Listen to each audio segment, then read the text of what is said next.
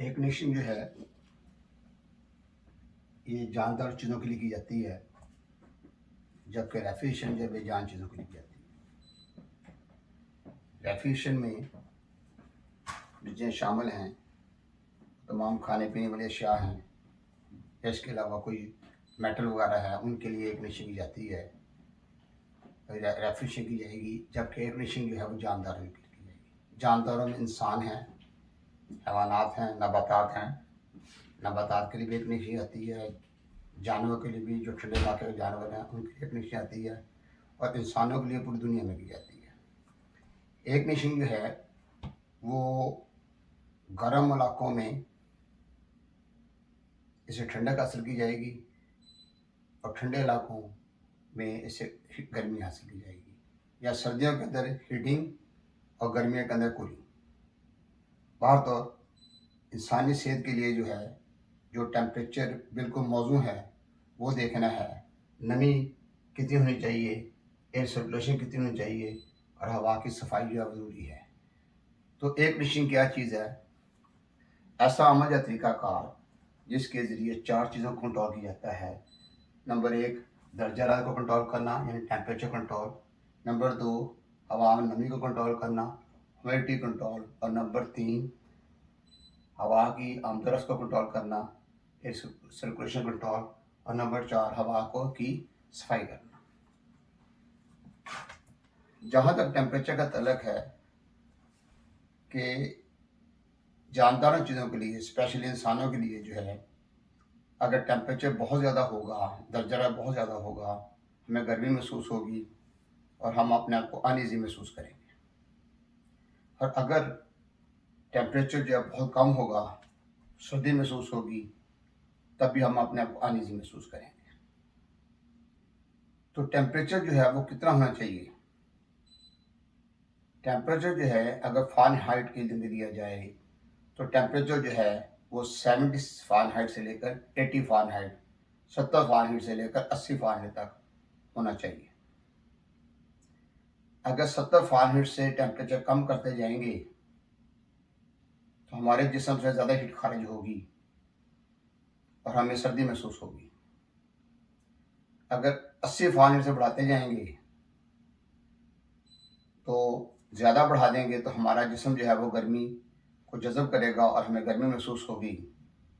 इस तरीके से कोई भी शख्स जो है, अगर टेम्परेचर बहुत ज़्यादा होगा या टेम्परेचर बहुत कम होगा, दोनों हालतों में वो इंसान जो है वो अनईज़ी महसूस करेंगे।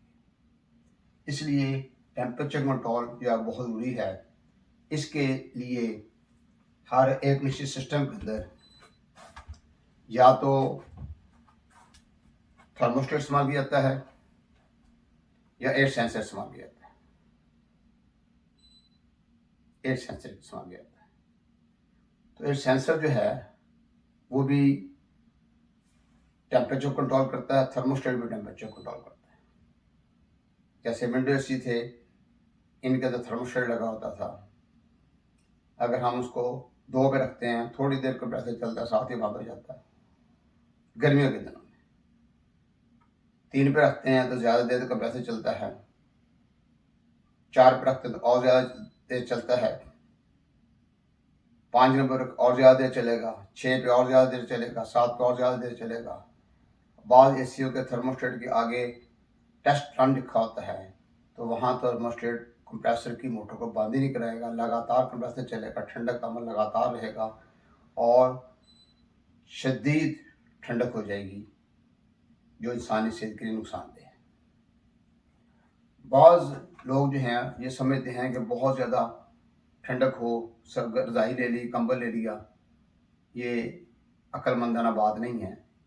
एसी तो इसलिए होता है कि गर्मी ना लगे, सिर्फ गर्मी महसूस, इससे ये नहीं होता कि ठंडक लगनी शुरू हो जाए। तो ऐसा टेम्परेचर होना चाहिए जहाँ पर इंसान अपने आप को आरामदेह महसूस करे। तो थर्मोस्टेट जो है वो ऐसा ज़रिया है जिसके ज़रिए कंट्रोल कर सकते हैं, आप टेम्परेचर कंट्रोल कर सकते हैं।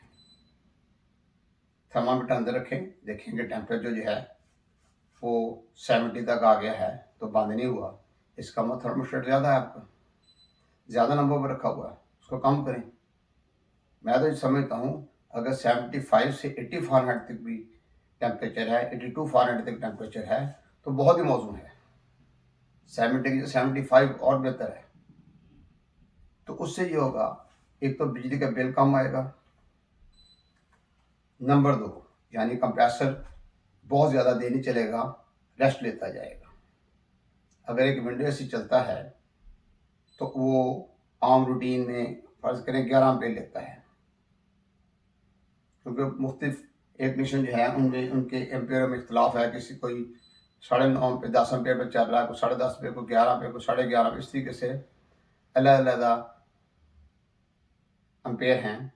तो अगर फ़र्ज़ करें 11 एम्पीयर हैं, तो जब कंप्रेसर चल रहा होगा और उसकी ब्लोअर फैन चल रहा होगा तो 11 एम्पीयर ज़ाहिर हो रहे हैं। और जैसे थर्मोस्टेट के ज़रिए कंप्रेसर बंद होगा, ब्लोअर बंद नहीं होता, वो चलता रहता है, हवा कमरे में चलती रहती है। तो जैसे वो बंद होगा तो एम्पीयर कम हो जाएंगे, सिर्फ 1 एम्पीयर आ जाएगा तकरीबन, क्योंकि ब्लोअर मोटर का एम्पीयर ही होगा। तो वो जब एसी कंप्रेसर चलता है तो एम्पीयर बढ़ जाते हैं। इसलिए ये याद रखिएगा कि अगर हम थर्मोस्टेट को बढ़ाएंगे तो बिजली का बिल भी बढ़ जाएगा, जो आप अपनी जेब से देना है। और दूसरी चीज़ ये है कि ओवर कूलिंग जो है, that will be danger for your life. आपके जॉइंट्स के लिए, आपके बॉडी के लिए, ठीक है, आपके जिस्म के लिए वो ख़तरनाक है। इसलिए ओवर कूलिंग जो है वो भी सही नहीं है, और ज़्यादा हीटिंग भी सही नहीं है। तो टेम्परेचर जो है वो रूटीन में 70 से 80 कहा जाता है। मैं कहता हूँ 75 से 80 भी हो, 82 तक भी हो, तो बहुत अच्छा टेम्परेचर है। इस पर इंसान को गर्मी नहीं लगेगी, आराम से सो जाएगा। एसी अक्सर लोग जो है वो कहते हैं जी हमने कंबल ले लिया, जी हम रज़ाइयाँ ले ली हैं, तो ये सही नहीं है। तो टेम्परेचर जो है वो इतना होना चाहिए।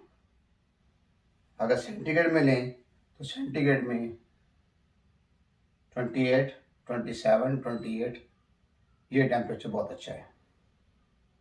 और ज़्यादा कूलिंग लेंगे 26 पे कर लेंगे।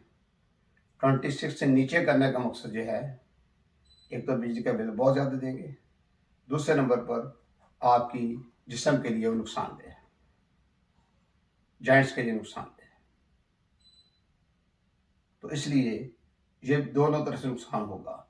तीसरे नंबर पर यह है कि जितना ज़्यादा देर तक यानी वो एसी चलता है, ठीक है, तो ज़ाहिर बात है कि ऑक्सीजन जो है वो कम होती है, कार्बन डाइऑक्साइड बढ़ती है। ये भी चीज़ जो है ना ध्यान में रखिएगा। तो एयर कंडीशनिंग जो है उसका टेम्परेचर कितना होना चाहिए, from 75 Fahrenheit up to 82 Fahrenheit, ये बहुत अच्छा है। और सेंटीग्रेड जो है 27, 28, मिनिमम जो है 26 है, मैक्सिमम 28, इसके दरमियान रखेंगे, ये बहुत अच्छा टेम्परेचर है। तो सेंटीग्रेड में भी आपको मैंने बता दिया है, फ़ारेनहाइट के अंदर बता दिया। और एक एसी के सही होने की दलील यही है कि अगर आप थर्मामीटर वहाँ लगाते हैं तो थर्मामीटर जो है अब 82 तो उससे कम डिग्री ज़ाहिर करता है। अगर सेंटीग्रेड में देखते हैं 28 या उससे कम डिग्री ज़ाहिर करता है, और लेकिन इतनी कम नहीं कि बहुत ज़्यादा कम हो जाए। मकसद ये है कि 82 और 75 के दरमियान है, ओके, 28 और 26 के दरमियान सेंटीग्रेड के अंदर है, तो ठीक है। तो ये दलील है कि एसी जो है वो सही है। इसलिए टेम्परेचर जो है कंट्रोल, ये पहला काम है एक सिस्टम के अंदर। दूसरा ह्यूमिडिटी कंट्रोल है, नमी कंट्रोल करना। नमी अगर कमरे में ज़्यादा होगी तो जिस्म पर आया हुआ पसीना खुश्क नहीं होगा, क्योंकि नमी जो है अगर कमरे के अंदर मौजूद हो जहाँ पे एयर कंडीशन लगा हुआ है, नमी ज़्यादा होगी, तो नमी ज़्यादा होने की वजह से पसीना खुश्क नहीं होगा। अगर नमी कम होगी तो हाँ, कमरा जो है, कमरे में नमी कम होगी तो वो जो हवा है वो आपके जिस्म के ऊपर जो नमी आई हुई है, पसीना है, उसको जज़ब करेगी। जब पसीना जो है उसको वो जज़ब होगा तो आपके जिस्म की हीट एग्जॉस्ट होगी, आपको सुकून महसूस होगा।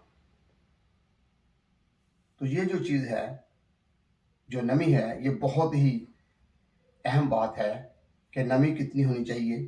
तो नमी जो 35% अप टू 50%, 35 से 50%।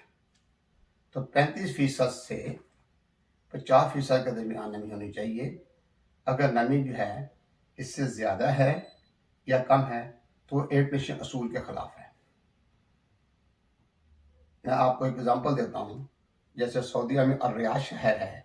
अर-रियाद शहर जो है वो ड्राई एरिया है, खुश्क इलाका है। वहाँ पर जो आदमी चलते फिरते हैं तो वो उनका चेहरा भी खुश्क होता है, हाथों के ऊपर भी खुश्की महसूस होती है। बाद दफ़ा हमें कोल्ड क्रीम यूज़ करनी पड़ती है। अगर वहाँ से निकल के आप दमाम में आ जाते हैं तो दमाम जो है वहाँ पर साहिल समुंदर के ऊपर है, अल-खुबर साहिल समुंदर के ऊपर है। तो इन इलाकों में आएंगे तो यहाँ पर नमी बहुत ज़्यादा है। जुलाई अगस्त के अंदर तो बेतहाशा नमी हो जाती है।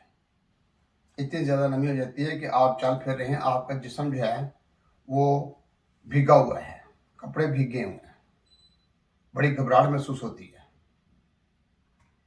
तो एयर कंडीशनिंग जो है, ठीक है ना, उसमें नमी ना बहुत ज़्यादा होनी चाहिए ना बहुत कम होनी चाहिए। तो वहाँ पर जब एसी चलते हैं दमाम शहर खोबर में तो वो पानी जो है ना ऐसे लगता है जैसे थोड़ी सी टूटी किसी ने खोली, इस तरीके से लगातार धार भर के पानी नीचे आ रहा होता है। इतनी नमी आ रहा होती है। नमी होगी तो नमी फेंकेगा वो। जैसे आप एक स्टील का गिलास ले लें। स्टील का गिलास जब उसमें इंतहाई ठंडा पानी जब बर्फ के टुकड़े डाल दें, उसके चारों तरफ जो है नमी जो है वो आ जाएगी। वो नमी अंदर से नहीं आएगी, बाहर की हवा में मौजूद नमी जो है उसके ऊपर ड्यू टू कंडेंसेशन जो है उसके ऊपर जो आ गई है। जहाँ टेम्परेचर डिफरेंस होगा वहाँ पर नमी आ जाएगी। इस तरीके से वहाँ पर नमी के कतरे आ जाएंगे। जो एक कंडीशनर है, विंडो कंडीशनर फर्ज करें हैं, उसका जो एवेपोरेटर है वो फ्लैट पर फिंस टाइप होता है। कॉइल जो है वो कॉपर के होते हैं और जो पतरियाँ हैं, फिंस जो हैं, वो एल्युमिनियम की होती हैं। और उसमें जो गैस गुजरती है इतनी ज़्यादा ठंडी होती है, हमारी सोच होगी कि कितनी ठंडी हो सकती है। बहुत ज़्यादा ठंडी होती है। तो इंतहाई ठंडी गैस की वजह से ट्यूबें जो हैं उन पर नमी आ जाती है। अगर ब्लोअर बंद होगा तो बर्फ आ जाएगी। तो ब्लोअर की वजह से ही उस पर नमी आई होती है, क्योंकि कमरा जो है उससे हवा लेनी है, उसी कमरे में हवा भेज देनी है। कमरे की हवा कमरे के अंदर रहती है और नमी उसके ऊपर आ जाती है। जब नमी ज़्यादा हो जाती है तो ड्रॉप्स नीचे गिरते हैं। नीचे ड्रेन बनी होती है, उस ड्रेन के ज़रिए पानी जो है वो बाहर की तरफ चला जाता है। तो कमरे में इस तरीके से ह्यूमिडिटी की डेफिशिएंसी होती है। और अगर नमी ज़्यादा होगी तो वो ज़्यादा बाहर फेंकेगा, नमी कम होगी तो कम फेंकेगा। इस तरीके से जो है, अगर साहिल समुंदर पर वो इलाके जो है जो मिडिल ईस्ट के अंदर हैं या एशिया में हैं और साहिल समुंदर के ऊपर हैं, तो गर्मियों के दिनों में वहाँ पर नमी बहुत ज़्यादा हो जाती है और एयर कंडीशन ज़्यादा नमी फेंकते हैं। जो एसी खुश्क इलाके में, जैसे हमने एग्जांपल दी है, रियाद शहर जो है दारुल खिलाफा है सऊदीया का, तो वहाँ पर एक एसी लगा होगा। तो वहाँ वो एसी शायद आपको पानी बाहर दिखता हुआ नज़र ना आए। वो जो नमी थोड़ी सी होती है अगर होगी तो वहीं पर ड्राई हो जाती है, वहीं अंदर ही ड्राई हो जाएगी। कंडेंसर के साथ टकराएगी, कंडेंसर की वजह से इवेपोरेट हो जाएगी। तो आपको पानी बाहर गिरता हुआ नज़र नहीं आएगा। उसी एसी को आप वहाँ लगा दें, खुबर या वहाँ पर दमाम में लगा दें, तो वो पानी फेंकना शुरू कर देते हैं। एसी वही है। तो क्यों, नमी होगी तो नमी बाहर फेंकेगा। इसी तरीके गिलास जो है, वो गिलास के अंदर आप बर्फ डालते हैं, हवा में नमी ज़्यादा होगी तो नमी के कतरे ज़्यादा आएंगे, कम होगी तो कम आएंगे। इसी तरीके से कमरा है, वहाँ पर आपने पानी काफ़ी है और लिक्विड वगैरह काफ़ी भरा हुआ है और गर्म है, ठीक है, आप एसी चलाते हैं तो नमी फेंकनी शुरू कर देगा कोई। तो अगर कमरा ड्राई है तो नमी कम फेंकेगा। कमरे में 2 बंदे सो रहे हैं, नमी कम फेंकेगा। कमरे के अंदर 50 बंदे सो रहे हैं तो नमी ज़्यादा फेंकेगा। क्योंकि जब भी कोई इंसान सांस लेता है तो वो ऑक्सीजन लेता है और वो कार्बन डाइऑक्साइड आबी बुखारत बाहर निकालता है, उसके मुंह से आबी बुखारत बाहर निकलेंगी। वो अगर बंदे ज़्यादा होंगे तो आबी बुखारात ज़्यादा होंगे ना, तो वो आबी बुखारात ज़्यादा होंगे तो कमरे में बुखारात जब बढ़ जाएंगे, नमी बढ़ जाएगी, तो वो नमी ज़्यादा फेंकेगा। तो इस तरीके से ये सूरत हाल होती है। तो इस बात को मद्देनजर रखिएगा कि ह्यूमिडिटी कंट्रोल जो है वो सेकंड चीज़ है, दूसरी चीज़ है। पहले टेम्परेचर कंट्रोल है। Temperature should be from 75 Fahrenheit up to 82। और ह्यूमिडिटी जो है ये परसेंटेज में दी जाती है, परसेंटेज में ली जाएगी ह्यूमिडिटी जो है। तो ह्यूमिडिटी जो है वो कितनी होनी चाहिए? ह्यूमिडिटी जो है 35% अप टू 50%। कुछ किताबों में 50 to 60% लिखा हुआ है, 50-60% लिखा हुआ है। तो वो हम उसका इख्तलाफ मैं ज़्यादा नहीं करता, क्योंकि जो पानी बुक्स लिखी हुई हैं उनमें मेरे उस्ताद मुहतरम भी शामिल हैं। तो जो मैंने अपनी रिसर्च की है उसमें मैं समझता हूँ कि 35 से 50% जो है ना, नमी जो है वो होनी चाहिए। तीसरे नंबर पर एयर सर्कुलेशन कंट्रोल है। हवा की रफ्तार को कंट्रोल करना है। इसको भी ज़हन में रखिएगा। हवा की रफ्तार जो है बहुत ही अहम है, बहुत ही अहम है। तो इसमें हवा की रफ्तार जो है वो ये है कि जब उसके जो विंडो एसी होगा फर्ज करें, उसमें ब्लोअर लगा हुआ है, ब्लोअर लगा हुआ है, तो ब्लोअर जब चलता है तो कमरे की एक तरफ हवा फेंकता है, उसी हवा को अंदर फेंक देता है। अगर स्प्लिट टाइप एसी है, उसका इंडोर लगा हुआ, उसमें ब्लोअर लगा हुआ है, वो भी कमरे की हवा को लेता है, कमरे में फेंक देता है। अगर फ्लोर स्टैंड की अलमारी है, यानी उसका इंडोर अंदर है, आउटडोर बाहर होता है, उसमें भी ऐसा ही होगा। अगर पैकेट टाइप यूनिट है, उसमें भी ऐसा ही होगा। अगर सेंट्रल एयर कंडीशनिंग है, उसमें भी ऐसा ही होगा। अगर कार का एयर कंडीशन है, फ्लाइंग कोच का एयर कंडीशन है, बस का एयर कंडीशन है, हवाई जहाज का एयर कंडीशन है, बैरी जहाज का एयर कंडीशन है, यानी एयर कंडीशनर की कोई भी किस्म हो, उसका काम यह है कि हवा की रफ्तार जो है वो खास हद तक होनी चाहिए जहां पर लोग बैठे हुए हैं। विंडो एसी में तो सामने हवा आके वापस जा रही है, स्प्लिट एसी में भी ऐसी है, पैकेट एसी में भी ऐसी जा रही है, और फोर स्टैंड अलमारी में भी ऐसे ही है कि सामने नजर आ रहा है उससे चल रहा है। उसमें जो हवा की थ्रो है वो कमरे के अंदर जब पहुंचती है, यानी एसी के सामने नहीं, कमरे के अंदर की तरफ, तो वहां पर सर्कुलेशन कितनी होनी चाहिए? 15 up to 25 feet per minute. यानी एक जगह से हवा चले और उसको 1 मिनट लगे, अगर 15 फीट जो है, 15 फुट जो है तक वो जाती है तो 1 मिनट ले, मैक्सिमम 25 फुट तक। अगर हवा की रफ्तार 5 फुट फी मिनट के हिसाब से है या इससे कम है तो कमरे में हबस हो जाएगा, बैठने में लोग परेशान हो जाएंगे। और अगर हवा की रफ्तार तेज होगी तो साउंड भी क्रिएट होगी, तो वहाँ पर बैठे हुए लोग तब भी अपने आप अनईजी महसूस करेंगे। तो एयर सर्कुलेशन जो है याद रखिएगा कि वो बहुत ही उसका भी अहम किरदार है। तो जब हम ये कहते हैं, फ़र्ज़ करें 15 फुट से लेकर 25 फुट फी मिनट के हिसाब से, सपोज एक एसी जो है उसकी 3 रफ्तारें हैं, 3 स्पीडें हैं, स्प्लिट है या विंडो है, तो उसमें जो लो स्पीड होगी सपोज वो 15 फुट तक हवा चलती है, और अगर मीडियम पे रखते हैं तो 20 फुट फी मिनट के हिसाब से रफ्तार हवा चलती है। अगर हम उसको हाई पे रखते हैं तो हवा की रफ्तार जो है वो 25 फुट फी मिनट के हिसाब से चलती है।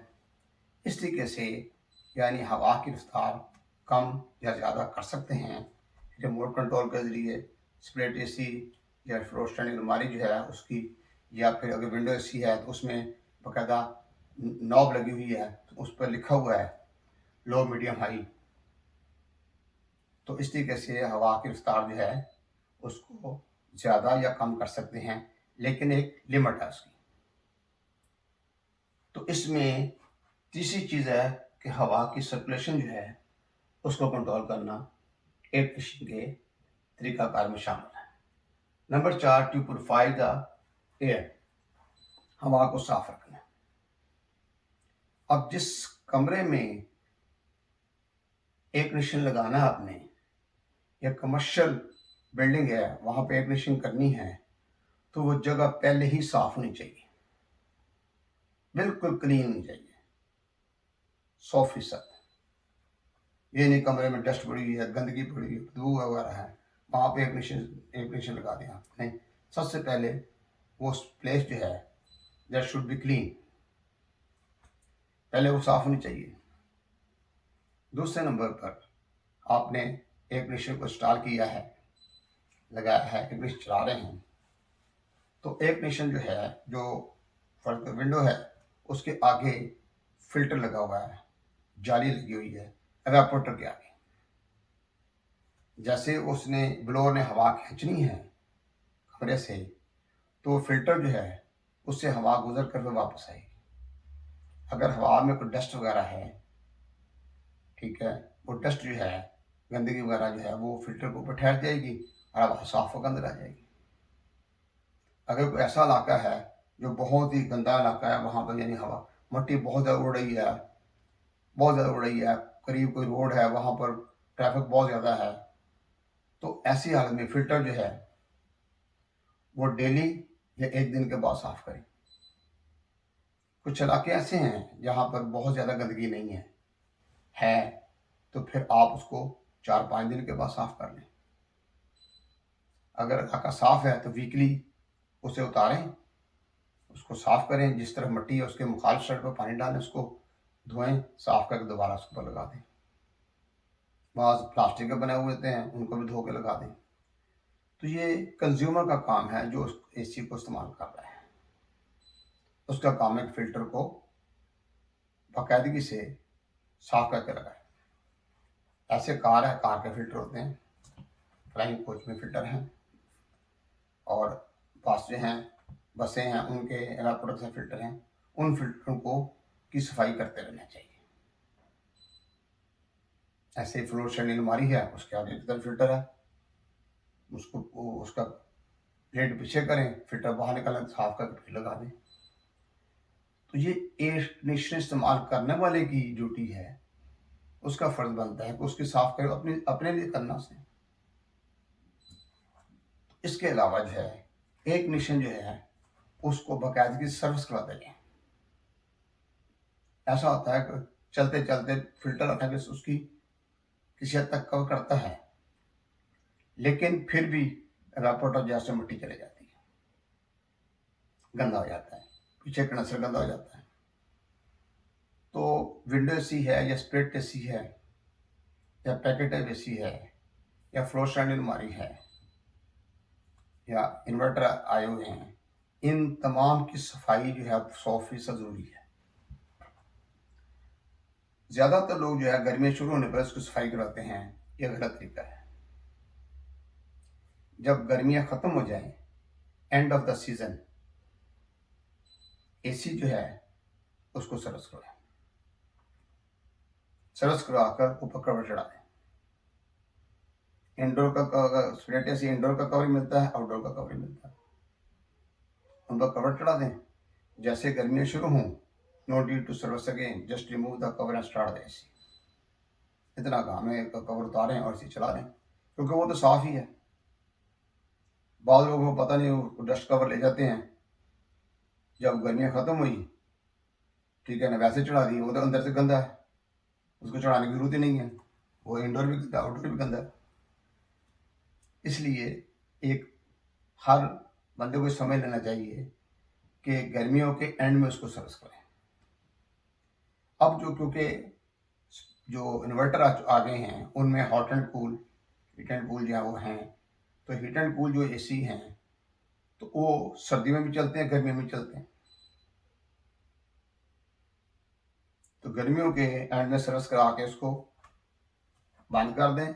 1-2 माह के बाद फिर हीटिंग वाला सिस्टम शुरू हो जाता है, तो फिर उसको उतार के चला लें। जब महसूस करेंगे भी अब सर्दी महसूस होनी शुरू हो गई है, उसके लिए हम हीटिंग लेनी है, तो फिर इस तरीके से वो हीटिंग मिलनी शुरू हो जाती है।